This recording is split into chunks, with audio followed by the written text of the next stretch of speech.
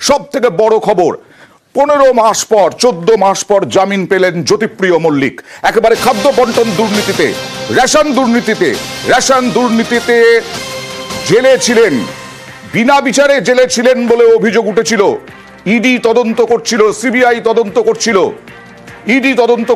ইডির তদন্তে বিশেষ ইডি আদালত তাকে জামিন দিল 50,000 টাকার বন্ডে। সরাসরি চলে যাব জেল মুক্তি হচ্ছে কিনা জানার জন্য অর্ণবের কাছে। প্রথমে অর্ণব,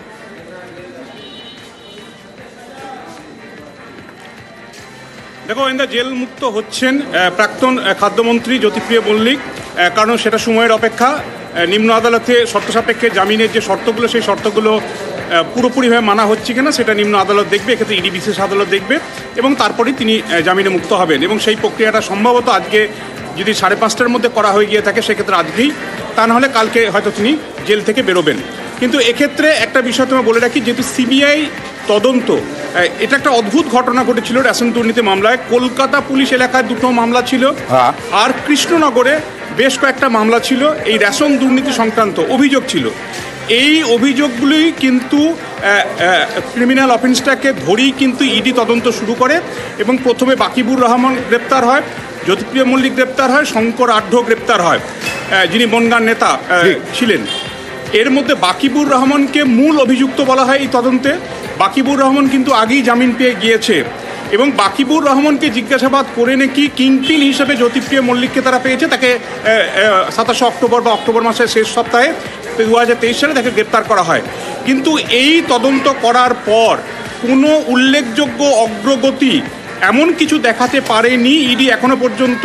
ইডি বিশেষ আদালতকে, যেক্ষেত্রে কাস্টোডিয়াল ইন্টারোগেশন অর্থাৎ হেফাজতে রেখেই এই বিচার প্রক্রিয়াকে এগিয়ে নিয়ে যেতে হবে, এটা প্রমাণ করতে ইডি পেরেছে বা সক্ষম হয়েছে।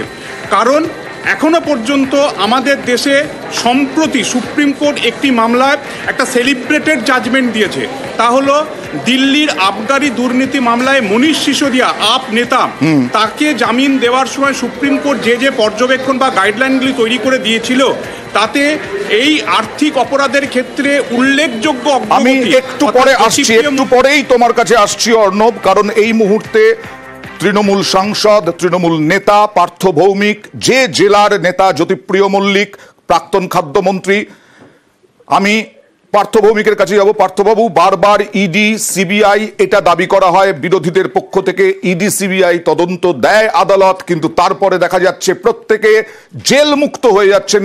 যেরকম খাদ্যমন্ত্রী, প্রাক্তন খাদ্যমন্ত্রী জ্যোতিপ্রিয় মল্লিকের জেল মুক্ত হওয়া সময়ের অপেক্ষা, কি বলবেন? না, আমরা যেটা বারংবার আমার দলনেত্রী মমতা বন্দ্যোপাধ্যায়, আমাদের নেতা অভিষেক বন্দ্যোপাধ্যায় বারংবার বলেছেন যে সিবিআই ইডিকে রাজনৈতিক উদ্দেশ্য প্রণোদিত ভাবে বাংলায় ব্যবহার করা হচ্ছে।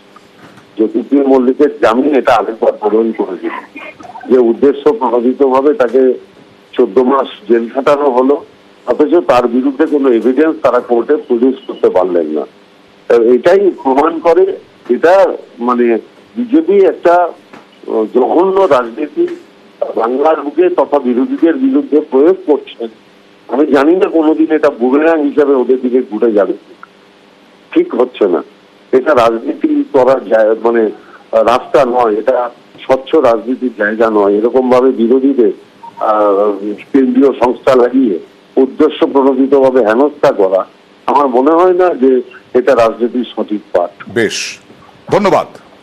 আমি আবার অর্ণবের কাছে যাব। বিজেপির কোন মুখপাত্রের অবশ্যই আমরা বক্তব্য নেব এর পরিপ্রেক্ষিতে। অর্ণব, সাধারণ মানুষ তো জানতে চাইবেন যে ইডি যাকে কিংপিন বলছেন রেশন বন্টন দুর্নীতিতে, তার বিরুদ্ধে তথ্য প্রমাণ দিতে পারছে না। বিচারকরা এর আগেও বারবার ভর্ৎসনা করেছেন ইডিকে, সিবিআইকে। এক্ষেত্রেও বিচারকদের কি মন্তব্য ছিল?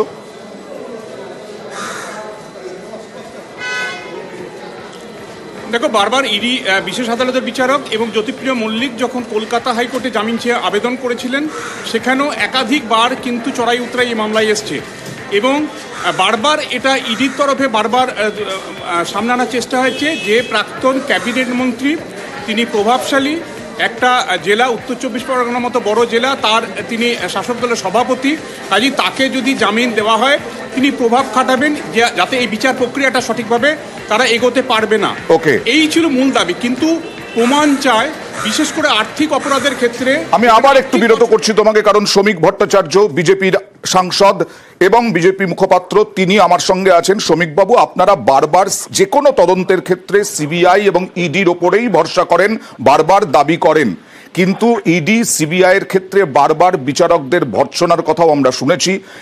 এর আগে শিক্ষা যে দুর্নীতি, নিয়োগ দুর্নীতি, সেই নিয়োগ দুর্নীতিতে অনেককে মুক্ত হতে দেখেছি। এখানে বাকিবুর রহমান রেশন বন্টন দুর্নীতি ইতিমধ্যেই মুক্ত। এবার জ্যোতিপ্রিয় মল্লিকও জেল মুক্ত হওয়ার সময়ের অপেক্ষা। বিরোধীরা বলছে, তৃণমূল বলছে, এটাতেই প্রমাণিত যে বিরোধীদেরকে হেনস্থা করার জন্যই এই ইডি সিবিআই দেওয়া হয়। দেখুন, আমরা ইডি সিবিআই তদন্তের দাবি করছি এরকম বিষয়টি নয়। পশ্চিমবঙ্গে আপনি যদি তপন দত্তের খুন থেকে সর্বশেষ যে মালদায় খুন হয়ে গেছে, সেখানে তাদের পরিবারের সঙ্গে কথা বলেন, প্রত্যেক ক্ষেত্রে তৃণমূল খুন হচ্ছে এবং তৃণমূলের পরিবার দাবি করছে যে খুন তৃণমূল করেছে, সেই জন্য ইডি সিবিআই এর তদন্ত চাই, পুলিশ সিআইডির উপর তাদের কোনো ভরসা নেই। পশ্চিমবঙ্গের মানুষের কেন্দ্রীয় তদন্তকারী সংস্থার উপরে আস্থা আছে। জামিন পাওয়া আইন সিদ্ধ অধিকার। জামিন পাওয়ার অর্থ হয়ে গেল অভিযোগ মুক্ত নয়। জামিন পেলেই সে পাপ মুক্ত হয়ে যেতে পারে না। দুর্নীতি যেটা হয়েছে সেটা প্রমাণিত এবং প্রতিষ্ঠিত। রেশন দুর্নীতি, টাকার অঙ্ক যদি হিসাব করা যায়, সেটা ভারতবর্ষের ইতিহাসের সবচেয়ে বড় দুর্নীতি, সর্বকালীন সর্ববৃহৎ দুর্নীতি। সেই দুর্নীতি প্রমাণিত। দুর্নীতিতে আমি একটু থামাচ্ছি শ্রমিকবাবু, আপনি বলছেন প্রমাণিত দুর্নীতি, আজকে ইডি বলছে কিংপিন রেশন বন্টন দুর্নীতির, তাহলে জামিন পেয়ে যান কি করে? জামিন তো পাবেই। কতদিন জেলে আছেন? 14 মাস। জামিন তো পাবেই। জামিন তো পাওয়া অধিকার। অর্পিতাও তো জামিন পেয়েছেন, বাকিবুর রহমান জামিন পেয়েছেন। অনেক অপরাধী জামিন পান, পরবর্তীকালে তাদের ফাঁসি হয়, যাবজ্জীবন হয়। যদি মনে করে দেখেন জামিন পেয়েই তৃণমূল যেমন উপস্থাপিত করছে এটা যে ইডি সিবিআই তদন্ত করছে, তার তো প্রমাণ, তার তো দৃশ্যমানতা। কলকাতা রাজপথে আছে, 40,000 ছেলে জীবন যৌবন লুট করেছে। চাকরি আলু পটলের মধ্যে বিক্রি হয়ে গেছে। স্কুল আজকে খালি, 3,000 ওপরে স্কুল, সেখানে কোনো ছাত্র নেই। 1400-র বেশি স্কুলে কোনো শিক্ষক নেই। এটা তো দৃশ্যমানতাই আছে। এই সরকার দুর্নীতি ছাড়া, প্রাতিষ্ঠানিক লুট ছাড়া কোনো ডিপার্টমেন্টকে বাকি রাখতে পারেনি। ধন্যবাদ।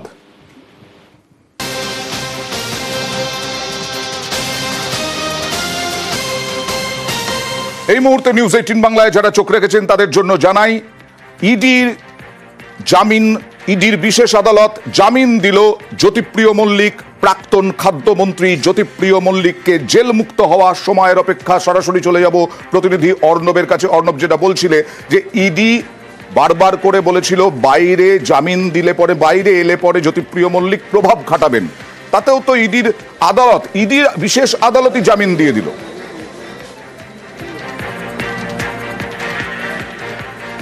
একেবারে তাই। এবং যেটা সবথেকে যেটা একটু আগে বলছিলাম, আর্থিক অপরাধের ক্ষেত্রে বা PMLA যে ধারায় মামলা রুজু হয়, এক্ষেত্রে জ্যোতিপ্রিয় মল্লিক তিনি যদি দোষী সাব্যস্ত হন, ইডির যদি যুক্তি বা তর্কের খাতিরে ধরে নেওয়া হয় যে 2000 বা 10,000 কোটি টাকারই দুর্নীতি হয়েছে, তা সেই মামলাতেও যদি দোষী সাব্যস্ত হন, তাতে সর্বোচ্চ সাজা হতে পারে জ্যোতিপ্রিয় মল্লিকের 7 বছরের জেল। আইন কি বলছে?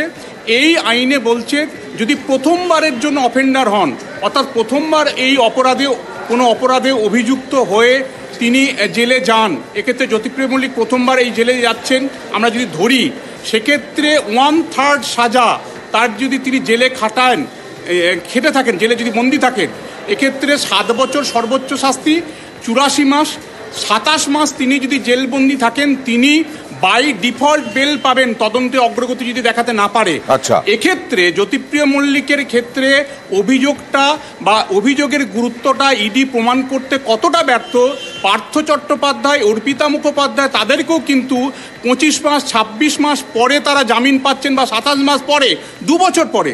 জ্যোতিপ্রিয় মল্লিক সর্ববৃহৎ দুর্নীতিতে যুক্ত এমনটা ইডি দাবি করে থাকলেও 14 মাসের মাথা তিনি জামিন পাচ্ছেন।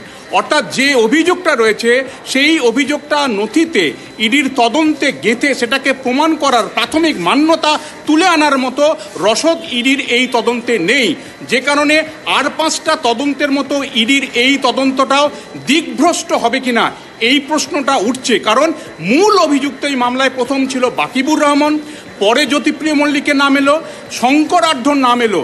3 জনাই কিন্তু এই মুহূর্তে জামিন পেয়ে গেলেন। কাজেই এই মামলার ভবিষ্যৎ কি?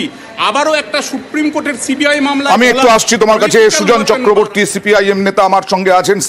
সুজন বাবু, আপনারা বিরোধীরা বারবার ইডি সিবিআই এর দাবি করেন, ইডি সিবিআই মানেই তদন্ত ঠিকঠাক হবে, এরকমটাই আপনাদের মতামত, কিন্তু তারপরে দেখা যাচ্ছে দুর্নীতি, নিয়োগ দুর্নীতি হোক, রেশন বন্টন দুর্নীতি হোক, সবেতেই জামিন পেয়ে যাচ্ছেন নেতারা। জ্যোতিপ্রিয় মল্লিকও জামিন পেলেন।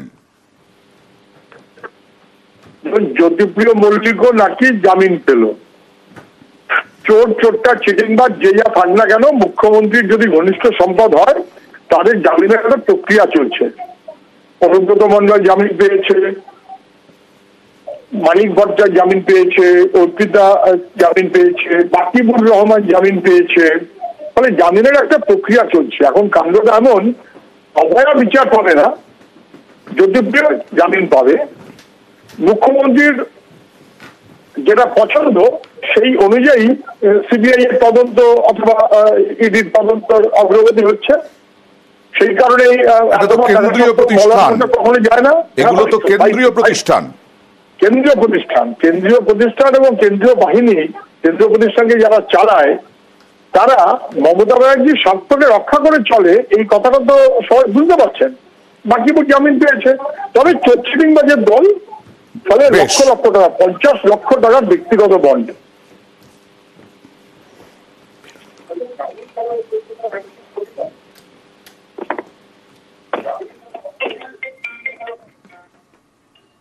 রেশন দুর্নীতি মামলায় জ্যোতিপ্রিয় মল্লিক জামিন পেলেন। ইডির মামলায় ব্যক্তিগত বন্ডে জামিন, ইডির বিশেষ আদালত জামিন দিল। জেল মুক্তি সময়ের অপেক্ষা। রেশন দুর্নীতি মামলায় 14 মাস জেলে থাকার পর ইডি কিংপিন বলেছিল যাকে রেশন বন্টন দুর্নীতিতে, সেই তথ্য প্রমাণের অভাব